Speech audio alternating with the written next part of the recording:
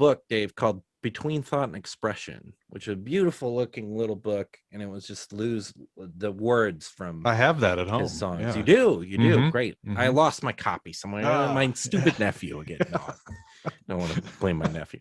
But Lou, as particularly as a lyricist, You want to look at him in terms of his development, or kind of just did he develop?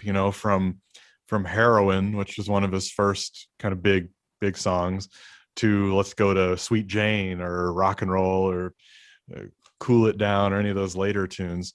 Did he develop? I mean, there's a grittiness, and he's always got a New York sort of street vibe to everything he wrote, I think. Yeah, but there's also a little, he's not always that way. There can also be kind of a vulnerability and a sweetness too in some of his tunes. Like I Found a Reason, and Yeah. these beautiful love songs hidden throughout the Velvet Underground catalog. He has a career-long blank says kind of thing going on with Candy Says, Lisa Says, Stephanie Says, yeah.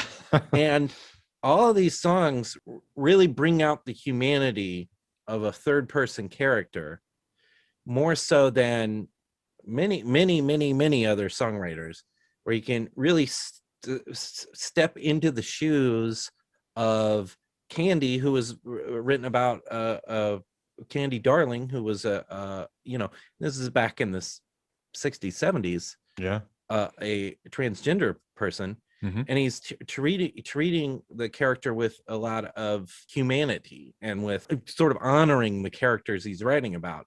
So I find his music to be very moving to me because of that.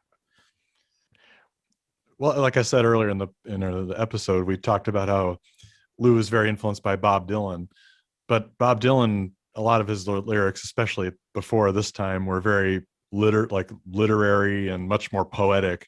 I think Lou's lyrics aren't quite Dylan-esque. I don't think they're in the same way. It's much more of a direct kind of focus on the subject. Yeah, not a lot of flighty poeticism. No, not at all. So no, and it's really kind of, he's a reporter in some ways. He's like sort of telling what's going on, what he sees, like run, or I'm waiting for my man, just kind of laying it out. This is what's happening. This is what a drug deal, or this is something that's happening, or here's what happens to a heroin addict. This is what they're feeling. There is kind of, I like the way you put it, there's that kind of human sense to all of these. It's sort of like snapshots of real life. Yeah. Rather than, most of the other music at the time was, love songs and hippie type incense and peppermints type thing. So to like really be talking about what's really happening on the streets, I think is like revelatory.